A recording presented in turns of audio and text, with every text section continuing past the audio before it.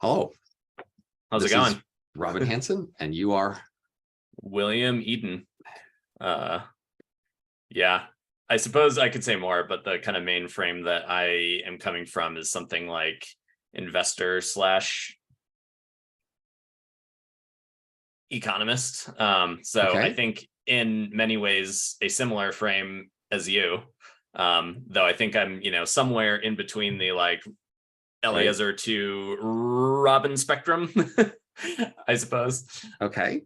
Um, I'm less interested in what you think personally than perhaps getting a sense of what lots of people think Sure. and sort of understanding what's really at the core of people's concerns. Um, so, so I'm less interested in like a particular details of a FOOM argument or something, and Okay, sure. more interested in the fact that most people, regardless of the details of arguments, say, yeah, of course, there's a thing to worry about here. Right. And they're pointing And to it sounds like something. you think that it's not obvious that there is. Well, we want to understand it. There's a lot of different possibilities. I'm not saying it's wrong, that they aren't, there isn't something they're pointing to, but the challenge is to figure out what. Yeah. So I tried to do some thinking about this in advance, and I sort of came up with 6 scenarios that I think capture the bulk of the concern, at least in terms of the sort of most extreme outcomes and long term. So the 6 are, one is, true sort of X risk, not just humans are dead, but that there's really nothing that we value at all. Then S risk, where we do have some kind of singularity type scenario, but it goes subtly wrong and humanity survives, but we survive in a horrible state forever. Another scenario is that humans eventually sort of get fully replaced by some kind of artificial life. I can see a couple different ways that could happen, and I think some folks don't like that scenario very much. Another one is that humans survive, but we basically only get, a tiny fraction of everything in our light cone. It could be 1%, it could be some tiny fraction of that, but most of the universe is filled with something that we don't care about, but we're still here. I think the 5th one is the one that you focus on more, which is something like humanity do sort of leave some kind of offspring or something, but they look very much not like us, and I think we can fear that they don't hold similar values, and that we wouldn't really like that world.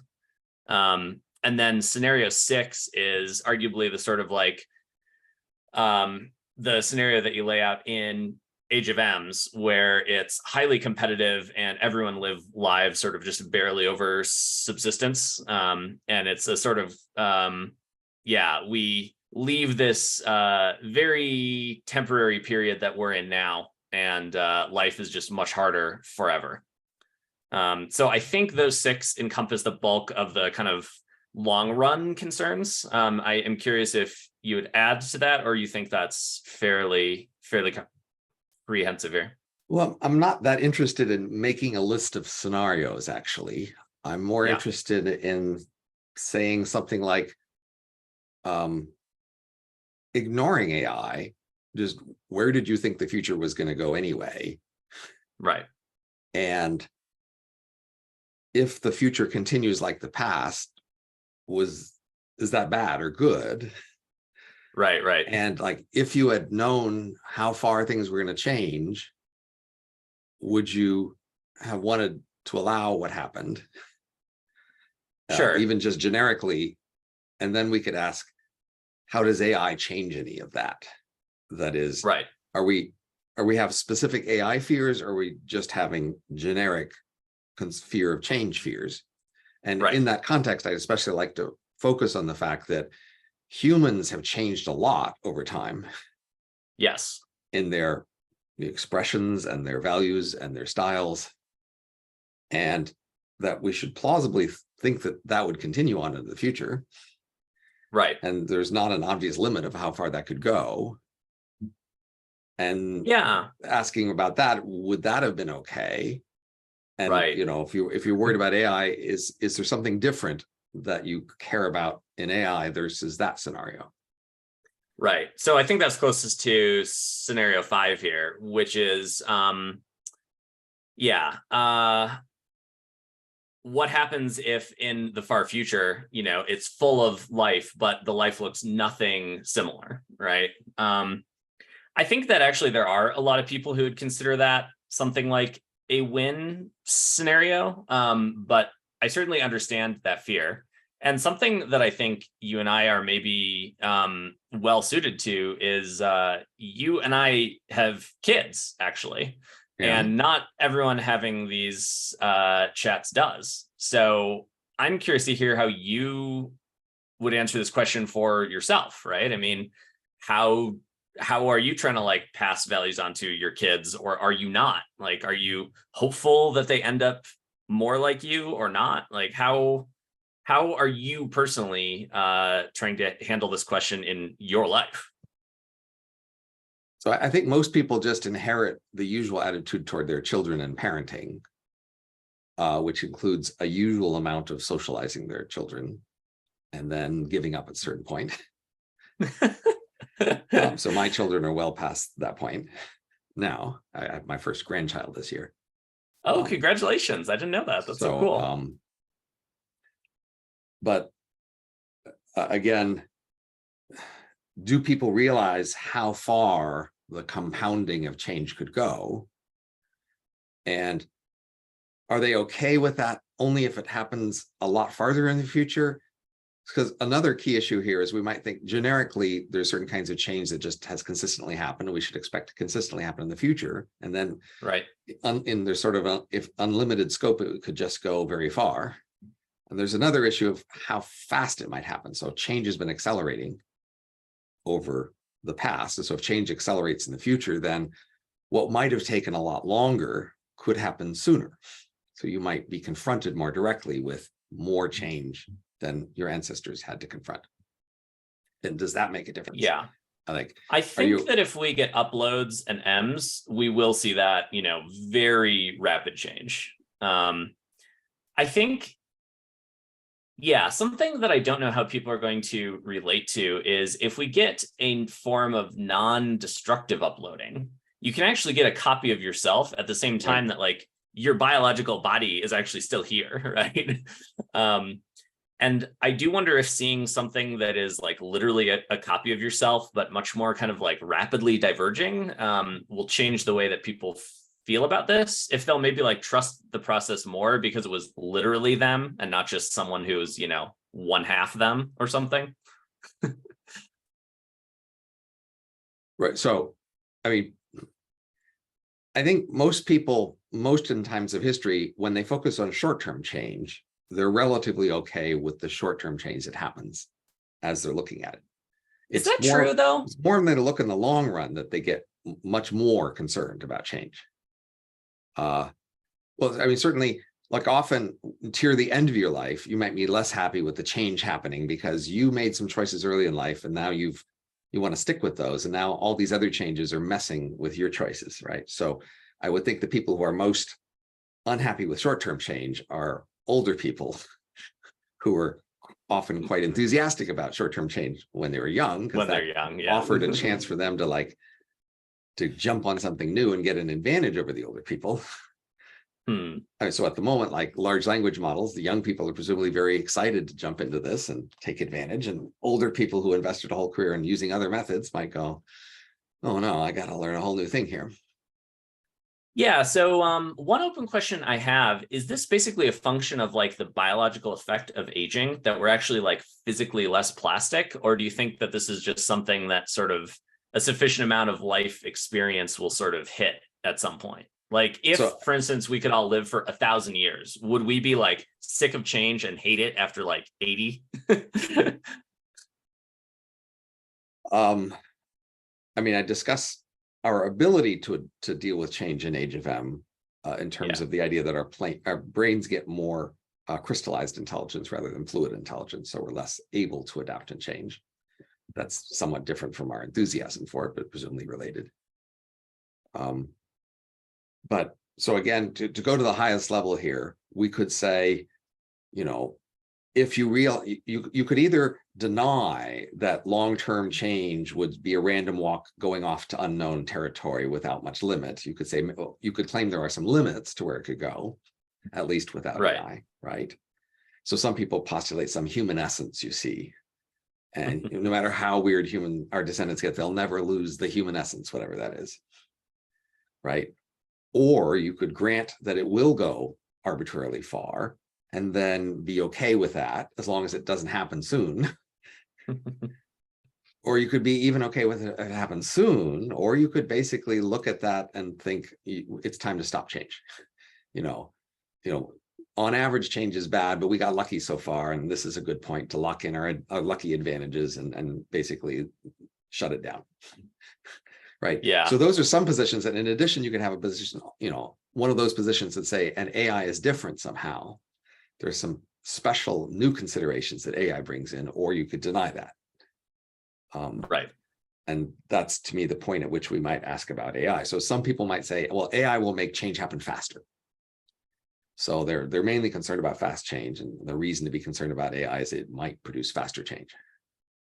Or some people say, this value drift process could go farther with AI. That is, they would blow past the human limits and go off into other parts of value space that humans would never go to, because humans have some limits into where they could go.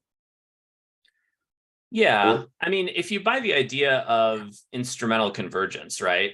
Even most AIs would share some sort of similar drives to what we have, like a desire to survive, right? So, I mean, they would probably share things like laughter and love and other things that we just have functional explanations for.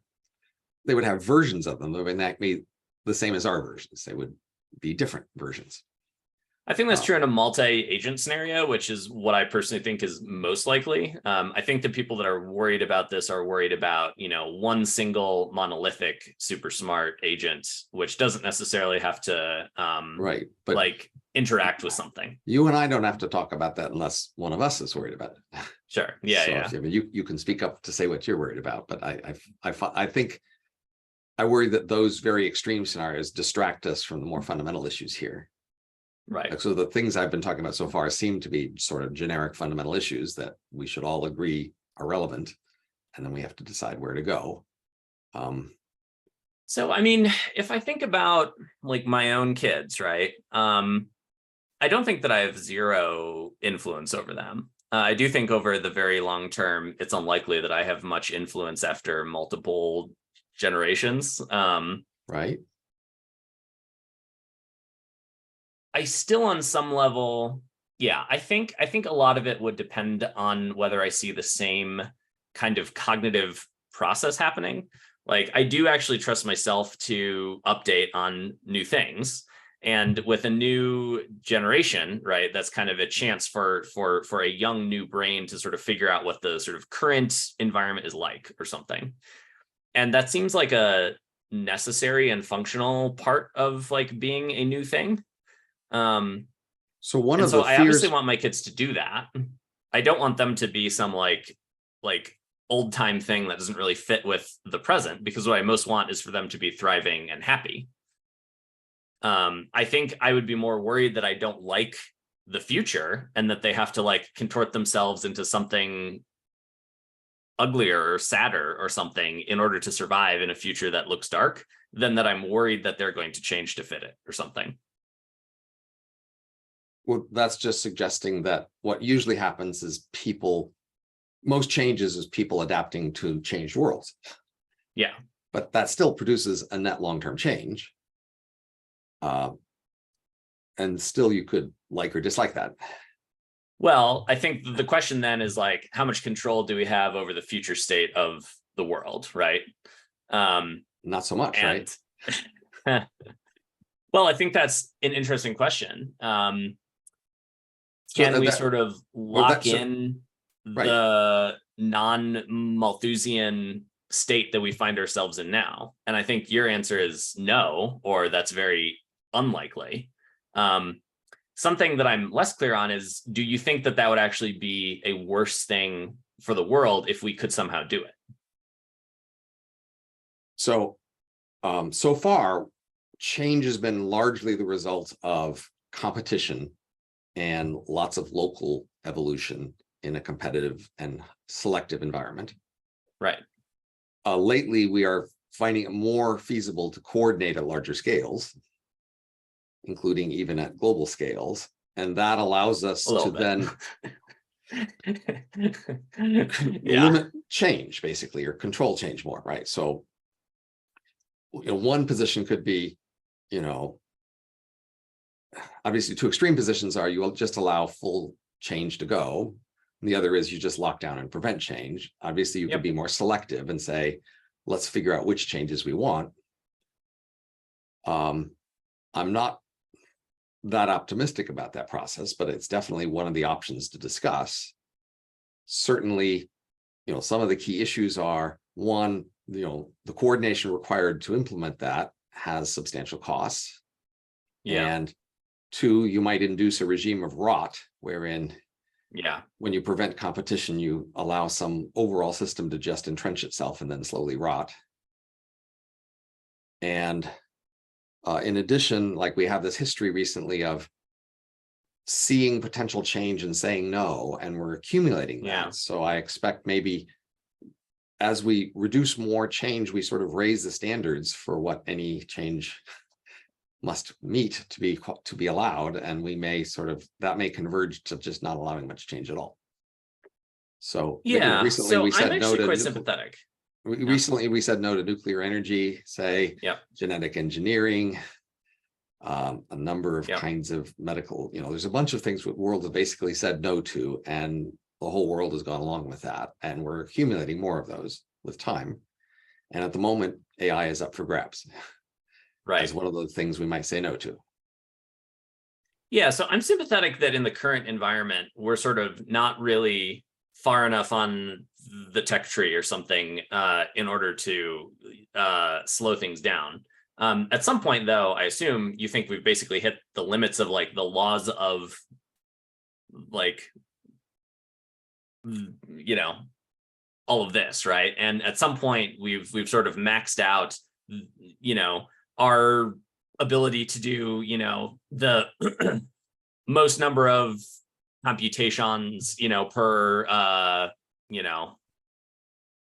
hour or something, right? Like at some point we just actually have fully maxed out like tech and how much we can kind of wring from every single atom. At that point, would you still have the same fear about slowing down change or something? Well, when innovation is no longer possible, then the preventing innovation is less of a harm, obviously. Right. I mean, there can be other kinds of growth besides innovation that might be possible then, but you could say, well, won't growth eventually stop? But we're still a long way away from that. I concur with that. I guess I'm like trying to understand whether you just sort of intrinsically value competition, or you just think that it's worthwhile, or that the sort of cost of not having it is far too high. Well, I think there's this huge potential future that we have that we might cut off and not realize. Yeah. That is, I think it's substantially possible that our descendants will insist on staying within the solar system and not letting anybody leave. Yeah. That's I agree. That doesn't seem great. But I think there's a substantial energy and momentum toward that sort of thing. Right. Yeah. I mean, have historical attempts to slow down change actually succeeded, though? Well, yes.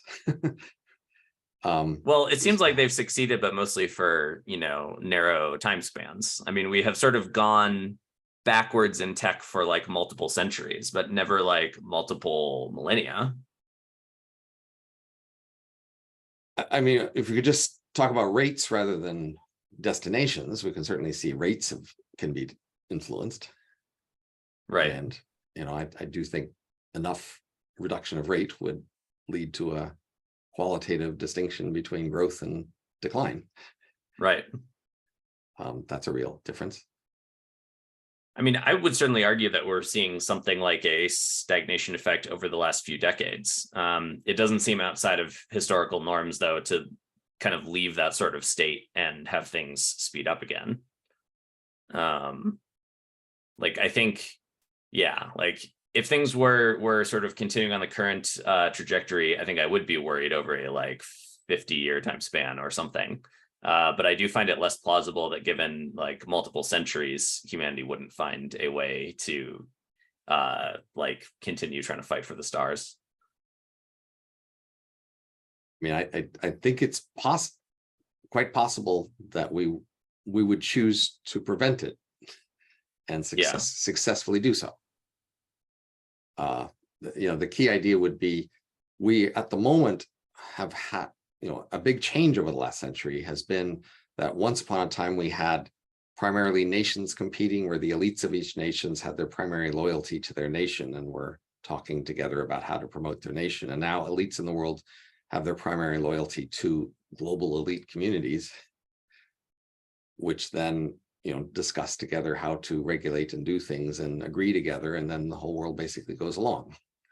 And that's a sort of less competitive regime and more able to Yeah, but how coordinate, but able to stable rot. do you think that is? It's been getting increasingly stable. Yes. So like, notice in COVID, like within 2 months of it being visible, elites had discussed what to do, decided among themselves what to do, which was a different advice than what the experts 2 months previously had said was the thing to do. Then the whole world went along with doing that new elite consensus. Right. And very little in the way of exceptions allowed. And we have a similar strong consensus about nuclear energy, medical experiments, organ sales, airline regulation, all sorts of areas. We have pretty strong global consensus on how to do it, and people like that, and they will continue to like it. Well, half the people seem to like it. Half the people seem to very much dislike it.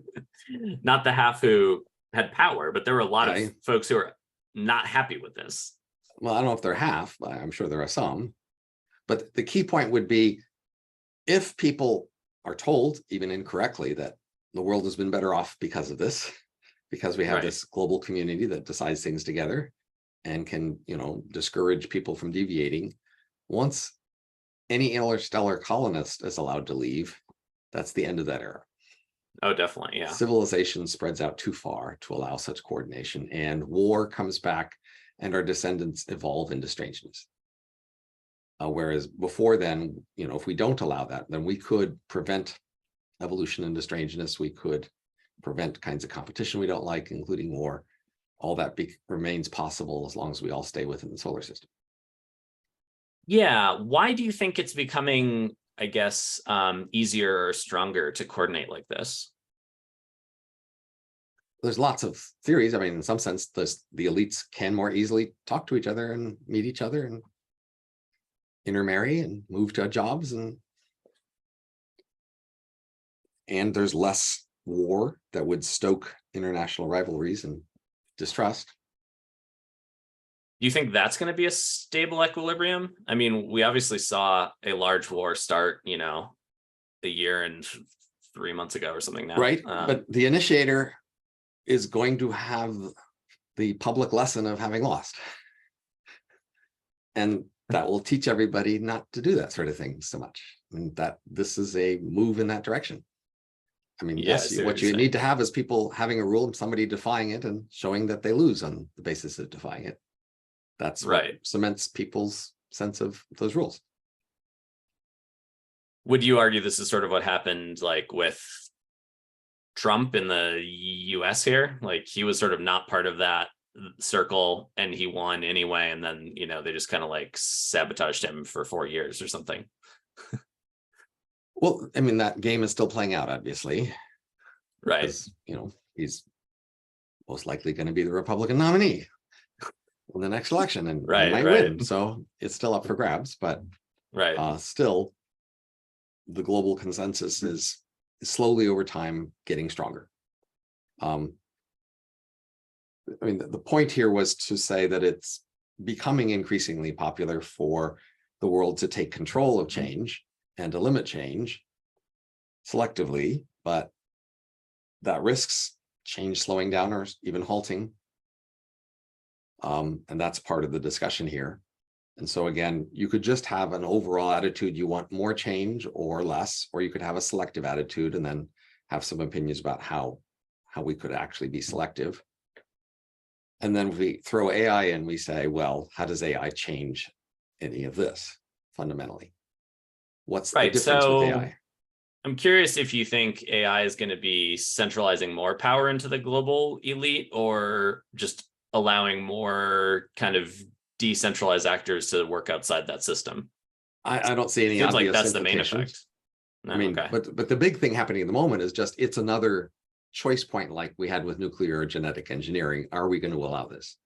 Right. Or are we going to allow it sort of a free reign, or are we going to greatly constrain it, centralize it even? I mean, they might choose to centralize it by the way they regulate it. Yeah.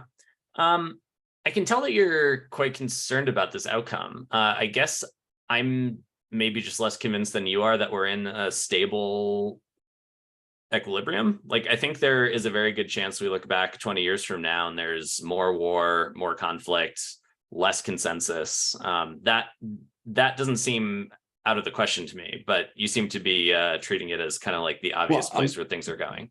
There's a number of consistent long-term trends, say across history over different timescales. And when you identify those trends, the longer they've been going, and the more you can have a fundamental explanation for them, the longer you should expect them to continue, right? That doesn't mean they will sure to continue, but that's the way to do futurism, right? Is to So look then for when trends and did their the causes.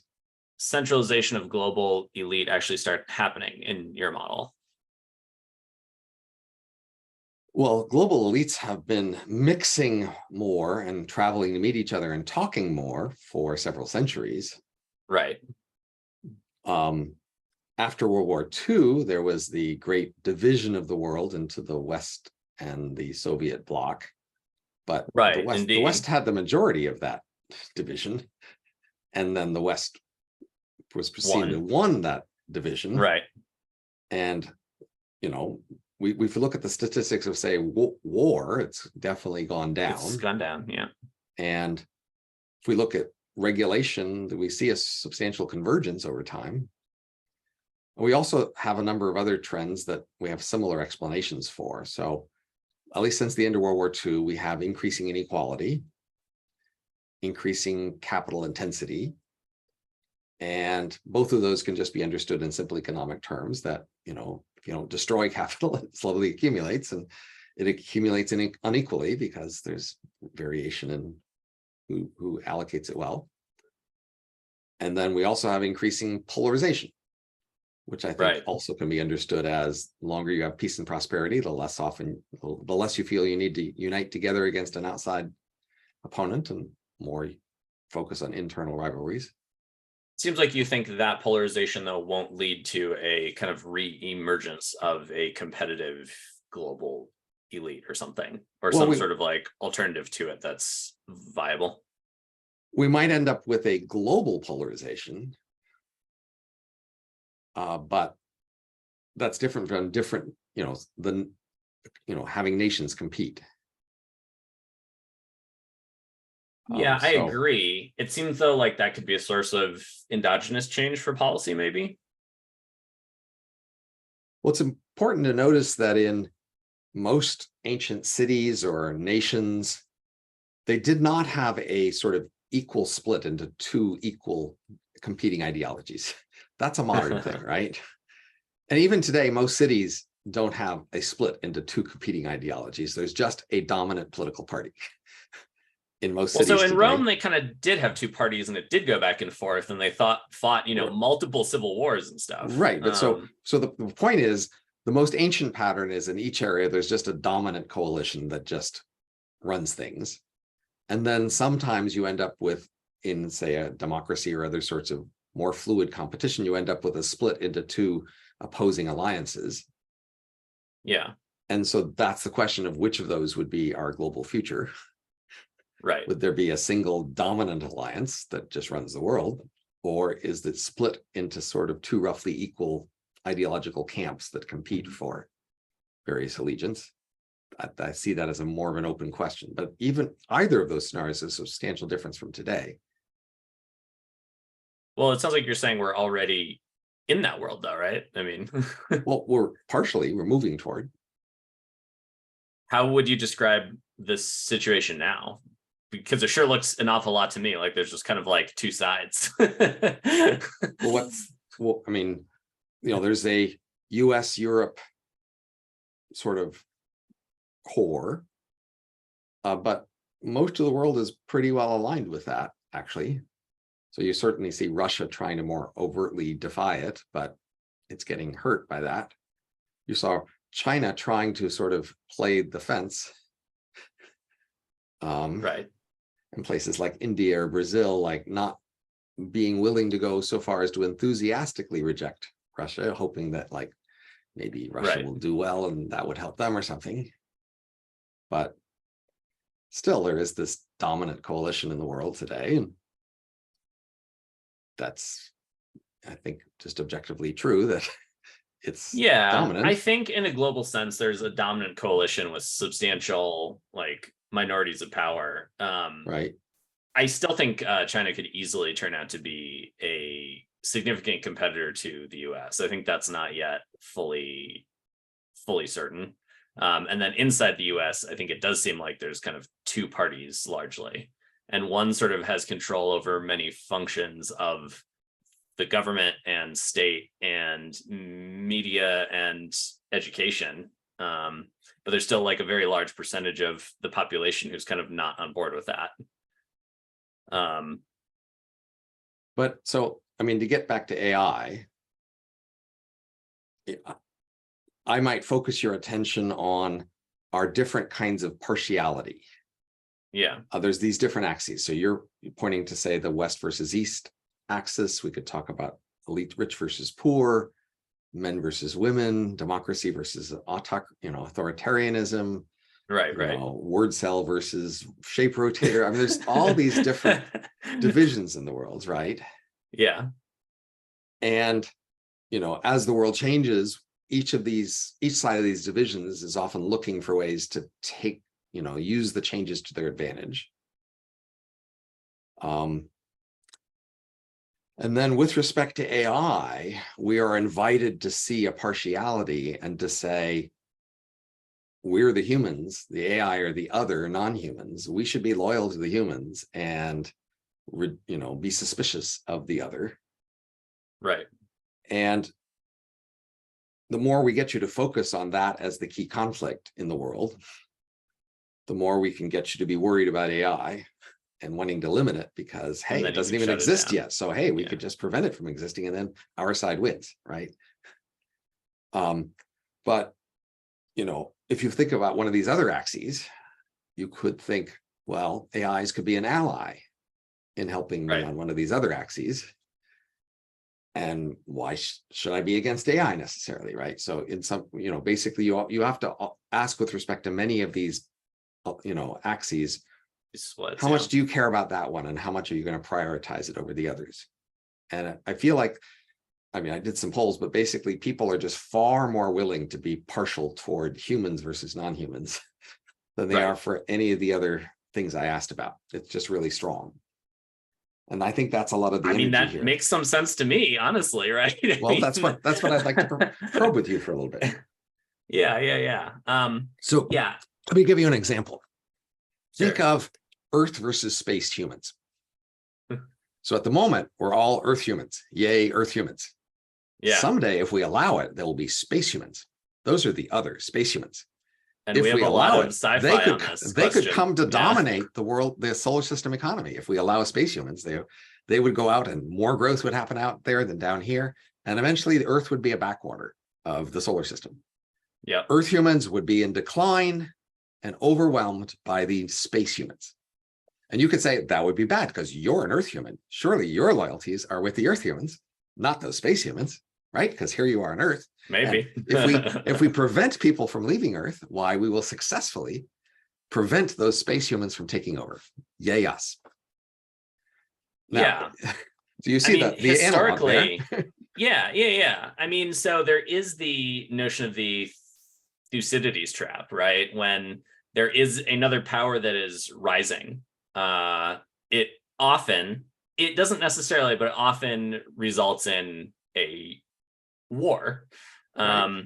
However, it doesn't seem obvious that the older, existing, stronger power usually fully crushes the upstart. Like sometimes it can happen, but usually Right. the upstart is succeeding already for Right. some kind of reason. But we're here before the upstart even exists. And we're asking, Well, should we even allow the upstart to exist in the first place? well, and I'm just saying that humanity so far has not been able to prevent upstarts, right? So, like, But I'm still what's asking different? you, do you want to? Right. So I would put this in a framework of, say, natural selection. Yeah. I would say there are some axes of differences, there are some partialities where it's plausible to believe there would be a natural selection process that would make individuals favor their side in their actions. So it's plausible that natural selection makes you favor your family. Yeah. In your interactions in the world. And it makes you maybe even favor your race, might make you favor your geographic area. Sure. Right? Yeah. These are all things that it's plausible that there's a correlation between your side of that thing and many of your genes, such that your genes would then coordinate to promote themselves by promoting your side of this axis. There are some partialities for which this doesn't make sense. So, for example, generation. Like what? Yeah. It doesn't make sense to favor your generation as a way to favor your genes or your memes, because the way, you know, a way of favoring your genes will have to favor the next generation as well, who contains your genes. This generation people really do can't. accuse the boomers of doing exactly this, though. Are Yes. you skeptical of that claim, or No, do you think I'm not skeptical that people do in fact favor these partialities. I'm saying that's not plausibly something that's evolutionary selected for at this level of favoring that particular Right. one. Yeah. So then, and another example would be gender. At least as Right. long as the genders are equally divided, it doesn't help your genes or memes to favor your gender in the long run, right? So we can make more examples of this. And I would say it similarly doesn't help your genes to favor Earth over non-Earth when nobody's off Earth. Yeah, right. Okay, because some of your genes should have an advantage of going off Earth, right? Now, it might be that if your genes do less well off Earth than other people's genes, maybe you want to prevent people from going off Earth, but it can't be true that on average, we're all better off by preventing people from leaving Earth. So the point here is just that if you notice that you were partial and you said, but should I be partial? And you notice many people argue you shouldn't be so partial. And you might say, oh, but I see an evolutionary reason why I should be partial. And you might be willing to embrace that and say, and I'm an evolved creature, and I'm going to have the sort of partiality that evolved creatures have, and I'm going to be okay with that, right? And then I might say, okay, but some of your partialities couldn't really have selection pressure in their favor. And now I might want to ask you, do you want to embrace those? Right. Because these might be more accidents. You know, for example, it might be that our minds just evolved a general habit to favor anything like us. Right. Out of some sort of general abstraction across the more particular cases, in which case that might misfire, like in the case of Earth versus space.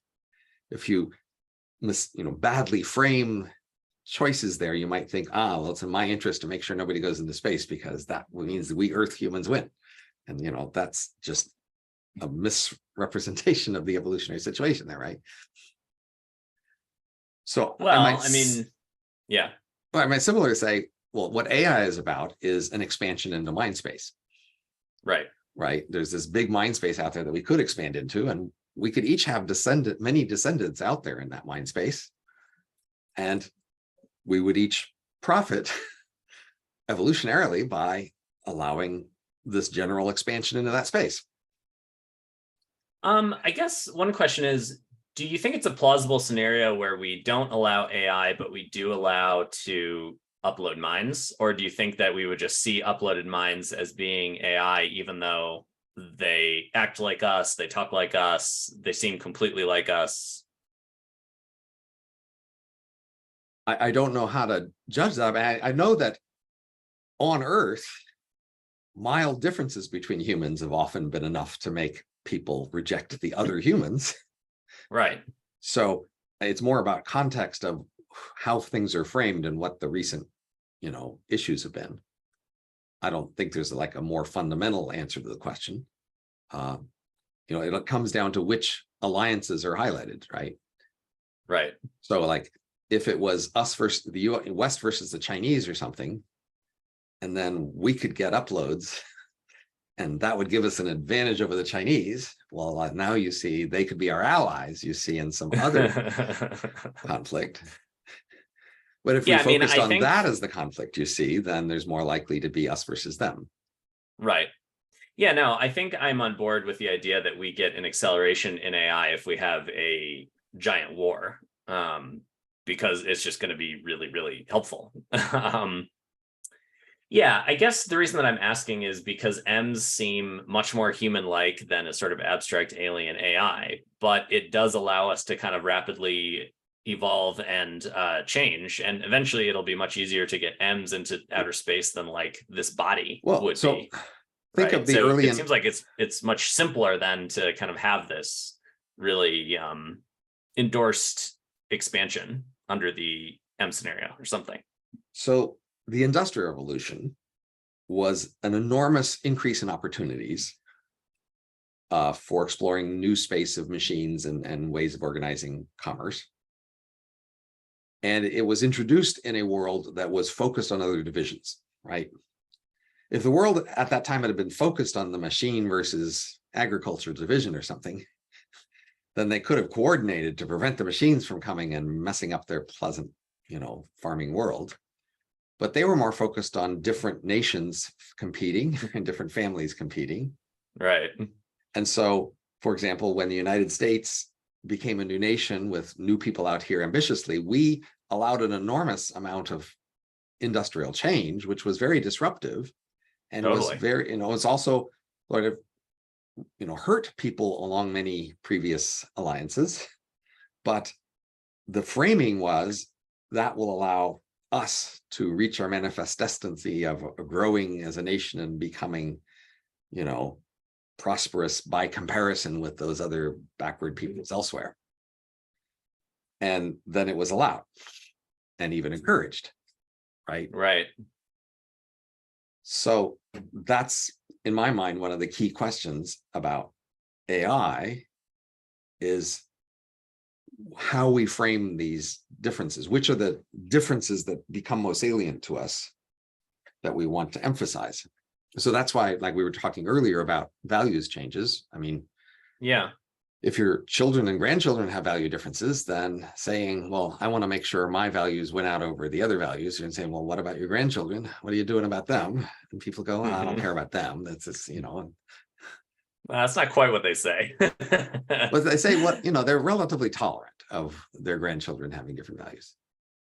Relative to AI's some moralizing at them, but yeah, sure. But when people talk about AIs, they hold a much higher standard, about what's required to allow them. Like for AIs, you have to find a way to align them so that you can be sure what they'll do and then make sure they won't change. And until you have that, you shouldn't do this because it's out of control. And that's not what we say with grandchildren. So I actually wonder if there's a little bit of an uncanny valley thing going on here, where actually people don't really mind powerful optimization processes. Like this all started with Chat GPT, right? It's when we made a computer that talks like a human, right? And everyone was like, oh my God, this thing seems like a human. And yet it's like weirdly, there's all kinds of little things that are off. It's not quite there. But I think it was the first time where we really felt like we were talking to another being or something that was weird and different. And I think it made you imagine.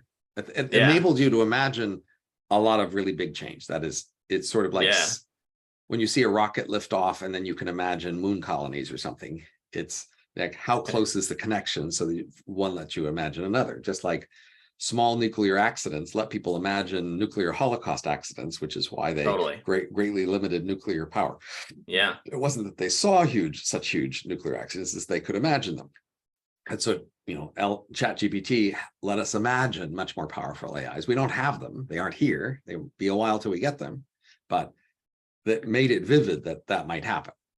I'm curious if you think there's a link between the jobs that are likely to get automated by something like this are much more the like white collar class, which is more aligned with this sort of global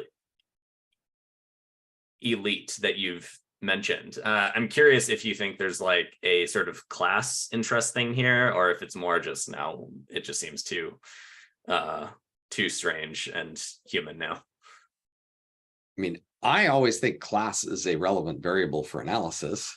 And I'm, struck by how in the modern world, people are so focused on, say, race or gender or sexual Right. preference that they don't talk much in terms of class. I think class is powerful and relevant. And I think often people want to focus on other dimensions exactly because class is so sensitive Yeah. and potent, really, in terms of the analysis. But I mean, in some sense, the thing that's most threatening about this new AI is it's really good at doing the thing that most elites in our Thought world was special. what was the thing that you get, that your ticket to be eliteness is a college degree, right? And it's doing the things that you have to do get college degrees. So that's much more striking to people for whom their justification for their eliteness is their college degree. Yeah. Because now it's basically saying I'm as qualified as you based on the kind of criteria you say you're qualified on. Yeah. So how much are you personally hoping to kind of impact the outcome of all of this? Right. I mean, you're at least having conversations on it. Like, are you kind of personally hoping that like you can actually steer things? I mean, you always hope there's some effect. Otherwise, that's pretty Why do it? discouraging.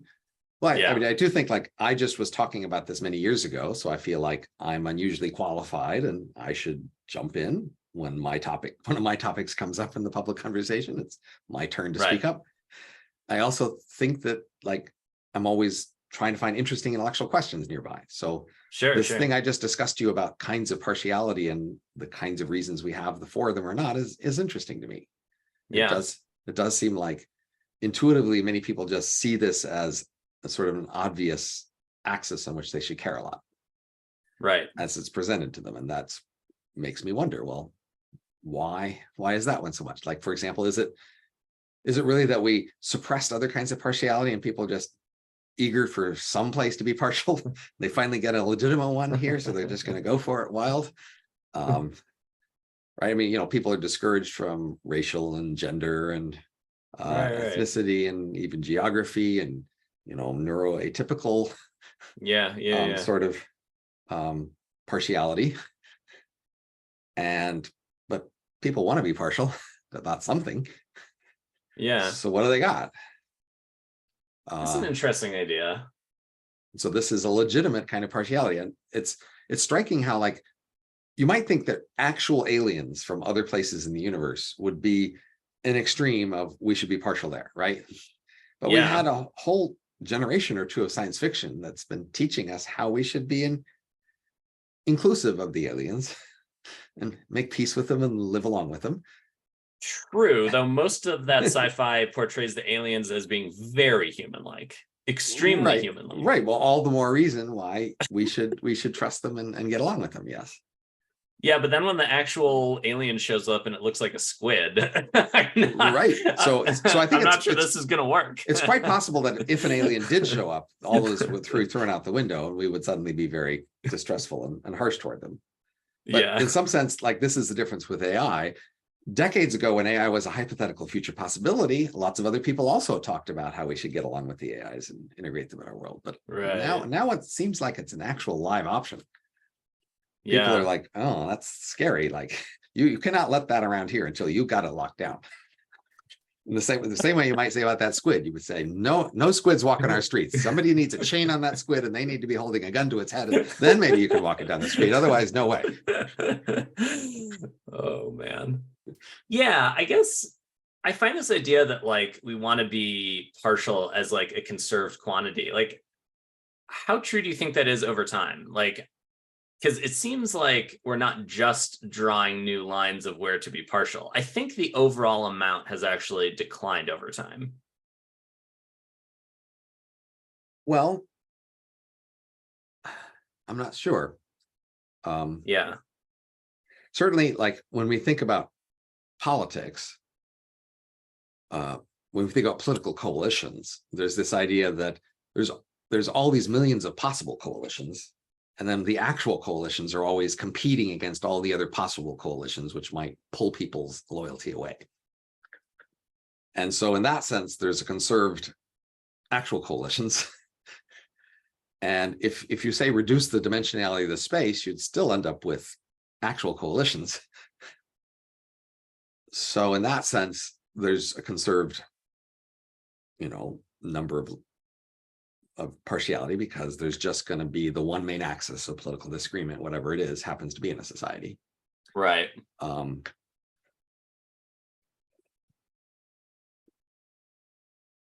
But I don't know. But this is interesting, at least. So, like, I mean, the more fundamental question here is, what do you want to be partial toward? Like, what about you is the thing you most care about? Right. Or about, do you care about democracy versus autocracy? Do you care about free inquiry? Do you care about laughter? Do you care about love? There's all these things in the world, and you could say, well, if you mainly care about, say, laughter and love, well, let's make AIs who have laughter and love, and they will like be promoting your partiality there, right? Yeah. But you have to be compromising in some sense with, similarly, if you say, well, I mainly care about laughter and love, so the Chinese have laughter and love, so I'm going to embrace the Chinese who are into laughter and love, and they're going to be my allies. And somebody else might say, but they're Chinese, they're the enemies, right? You have to decide who are your enemies, right? Or what's your main thing. I feel like in some ways this actually gets back to the main point of the kind of X-risk crowd, which is something like human values are actually very complex. I don't think it's that we're like choosing a few of these to sort of favor over all others. I think it's actually more like we care about all of them to some degree. And we sort of exist in this like tension or balance. And that in and of itself is like an inherently hard thing to ensure survives or something like that. But the way that's framed is this AI won't necessarily have your package. So it's the enemy because it'll have the wrong package. And we need to make sure it has the right package or not allow it. And so that is somehow prioritizing this axis between you and the AI as the key axis. Well, so how likely do you think it is that it will have a human-like package, I guess? Like, I would say it's very likely that the early AIs will be designed and evolved and tested and monitored to be both like us and compatible with us. That is, they're going to sit in human-like slots interacting with humans, right? With human investors and customers, etc. So certainly the early evolution is going to be to make them, as much like us as we are like each other, in the sense it seems like if we get there, though, that's going to like normalize AI for people. I would think that would actually make us less partial. Right, once it happens. But if we now say are afraid of it, then we won't let that happen. Right. That's the problem, the fear. So like once AI got so large that it became to dominate the economy, then its evolution would no longer be pressured so much by human preferences and human inclinations. It would be more pleasing itself in some sense, or pleasing other AIs, right? And then that could go off in all sorts of directions, just like human evolution goes off in all sorts of directions. Right. But if that's your complaint, at that point, the AIs won't be locked down and controlled. They will go arbitrarily distant. Well, you might say, well, so would humans. So I am curious what you are personally partial towards, right? Like, what are those things that you personally want to see in the future? I would. Well, first of all, I always want to distinguish where I have some sort of analysis insight versus where I just have an opinion. Right. I think people are too eager to express their opinion on lots of topics.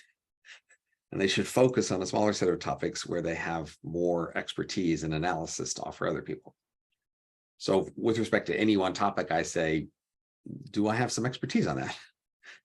Right. Or am I just being asked for an opinion? So I want to resist just having opinions on random stuff. If it's connected to some other topic, then I can see if you might say, well, your opinion on this should depend on that. So I need to see both. And that seems to me I should be open I to mean, that you sort of presumably demand. have an opinion about your values and a world that you would want to see, right? I mean, aren't you the like authoritative expert on that? Well, so this is why I was talking to you about evolution. I might Yeah. say, look, when I look at some kind of value questions, I go, I don't know, that's hard. And then I Yeah. have to ask, well, how do I resolve those uncertainties? So we have a number of standard ways that we estimate our values. Okay. One thing we do in economics is we just look at people's choices and we say, what values predict your choices? And then we can say those, you can do that with yourself. You can look at what you did in the past. Like if you're trying to know, what your next girlfriend should be like, you could look at the last girlfriends you picked and say, apparently that's what I like, right? Or I'm not going to do that again. Or not, right? Yeah, right. Well, so another thing can be is Yeah. instead of looking at your choices, you look at outcomes and you say, which outcomes did I like? Yeah. And then you try to like do the choices will give you the outcomes you like. But that's also like, you have to look at outcomes and say, did I like it? You need some feedback there, right? Another thing you can do is you can make imaginary choices and ask what your intuition thinks about those choices. What do I think I would do in the following situations? That gives you a third kind of data about what you want. But a fourth kind of data about what you want is what you know about the process that produced these choices. Right. Okay. Because if you just have a mess of choices, it's just going to be a lot of noise. And so if you have a theory of the process, that would be a way to like do curve fitting on your choices to get a better estimate of what's going on and sort of filter out the noise. Right. So that's why I do want to give a substantial weight to when I have a theory of my choices. Where do those come from? And that's why evolutionary or cultural selection, genetic or cultural selection is a theory of choices. And it can have some power in predicting choices. And therefore, it might have power in predicting my choices. In which case I might want to go, well, I guess I just want to do the things that would have been selected for.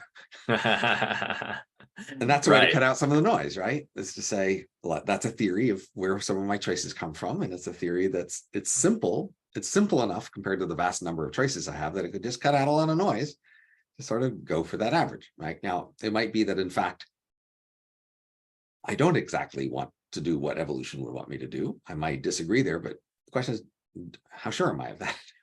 As opposed to just thinking, well, this thing I think I want to do that differs from what evolution wants, it's just like a random thing that showed up in my thoughts. And do I want to keep it? Well, how sure are you then? Not very sure, it sounds like. I mean, but one thing I do feel like is, okay, like split myself into two parts. There's a part of myself that like is supporting evolutionary selection and will be, selected for in the long run. And there's the part of myself that's not. It's some sort of accidental, spandrel, random thing that because it's not going to be supported by evolution, it's going to go away over time. But it's here now and I can embrace part of it. Well, that second part, it won't last as long. And so this question, which part of these two I like about myself, part of that question is, well, how much do I care about the long run? Right. Like, the more I want to have presence and influence in the long run, the more I want to embrace the parts of myself that can last into the long run. Right. And if that's the parts that have an evolutionary logic to them, then that's a reason to favor those parts. Well, it seems like, though, if we do try to put a halt to this process, though, those other parts of you will survive longer, right? Well, if we try to get in the way of evolution, right? Well, yeah, but why not, right? Like, well, the question is whether we can. Parts of you will only exist and thrive and survive more if we allow this process to actually continue. If we get in the way, then all of those other parts of you can also survive into the long-term future. So let's imagine that we institute some global policy about reproduction. Like you need to get a license to have a kid, right? And the government will decide who has a license or something, right? Yeah. That would be a way in which the world would be trying to control reproduction more, right? Yeah. But you could say, no, it's just a way that the game changes. The game goes on. Now the game is to, create political alliances that will influence the government to make their policy about reproduction favor your side. Yeah. And so that's I another totally agree. evolutionary game. That's another, and so you're just changing the rules. You're not changing the evolutionary contest. You're just changing the rules of the contest. And the question is, are these rules better for me than the other rules? And not obvious. I mean, it seems like there's a tension there that you think that the evolutionary game must continue and there's no alternative, but then you also seem worried that we're maybe going to slow it down or halt it or something and make the kind of future of us smaller. Well, so for example, if we said nobody leaves Earth, the Earth humans win, well, we'll still have evolution on Earth. It will just be a much smaller scope, right? Yeah. It'll be reduced in scope and less admirable and have less long-term potential, but it'll still be a evolutionary game that continues on Earth. So it seems to me then like the core thing that you identify with is the process itself and the parts of you that the process would favor. Well, I have these reasons at least to lean in that direction. Right. But that's, if you have a really difficult question, just getting any little edge on it is a contribution here. I don't have to answer the whole question. Yeah. So I think we're starting to come up on time. I think you said you had about 1 hour-ish. Right. Yeah, I think if there's one place where I think we maybe disagree the most, I think the stability of the current global elite consensus is maybe lower than you do. It really looks to me historically like the kind of thing that is more of an anomaly and can't really continue forever. And I think you seem more scared that it's actually stuck. I think that's probably the largest point I would flag from this conversation. Well, then you'd have to imagine an attempt at a deviation being more successful, right? So what would a deviation look like? It'd be some coalition of countries that try to defy the world consensus on something. So the number one thing that has ended empires throughout history is a giant fiscal crisis. And it looks pretty clearly to me like we're heading for one. Maybe there's some way of handling a fiscal crisis that's substantially stronger than it was in the past, but I don't know. Usually that which can't continue won't, right? Well, I mean, the last 10 U.S. fiscal crises didn't end the U.S. empire, right? Well, first of all, we haven't had a major fiscal crisis of the kind I'm talking about in a long time. Arguably we had one right around when we first became a country. We ended up paying back most of the debt from the Civil War from the winning side. Right. We inflated away most of the debt from the Second World War relatively smoothly on the back of a lot of growth also. But, the debt to GDP ratio just continues climbing from there. And I'm not totally sure that we're in a realm where we can just, shrug that off. Say we get to 300%, 400%, right? How do you think we actually get out of that without weakening our hold on global power? Let me be concrete. Think of organ sales. There's a global consensus that you should never sell organs. Iran is the one country in the world defying this consensus. Right. And medical ethicists have conferences regularly where they talk about Iran and how are they going to get them to change. Okay. So now imagine US has a financial crisis, US economy collapses. They have, medical industry in the US has less budget. We'll be selling our organs on the streets. Well, see, right. The question is, the medical ethicists in the US and in Europe and in China and South Africa and everywhere else will still agree that no one should sell organs. And each one of them will still want to continue that opinion in order to be respected by the other people in that area in the world. And I don't see the US to continue respecting them. Right. I think once the entire system becomes called into question, a lot of the people who seemed authoritative, I think, are suddenly going to find they don't have very much voice outside of a small circle. So you're postulating a lot more than just the collapse of a currency or something. You're postulating the collapse of respect for whole categories of experts. I think that would come along with a collapse in the global financial system, right? Because that would remove a lot of people that are in power. I mean, previous collapses of powers have not caused that sort of collapse of medical doctors are pretty respected around the world. name me a economic collapse that caused people to respect medical doctors less than they had in that area. Well, a doctor can provide useful services in a downturn. Sure. I think medical ethics people are going to start to wonder whether they were doing anything valuable or not. Like, I think whole professions probably won't continue to persist. Some obviously will. Like a doctor, Okay. you need someone to stitch you up if you're stabbed or shot. Okay, so right. I mean, so I obviously haven't read about the scenario you're describing because it's unfamiliar to me. So you're imagining not just a fiscal crisis, but some sort of collapse of world authorities. You know, I mean, of a because pretty I think broad that's sort. being propped up by the power of the like US military, basically. And if that thing suddenly doesn't look super strong, I think the incentive to defect becomes a lot stronger. I don't think the military is doing much to prop most of these elites around the world. They're self-propping by just agreeing with each other. But I think that's probably where we should end this for now. All right, sounds good. Nice talking to you, William. Absolutely. It's been fun. Okay, I appreciate it.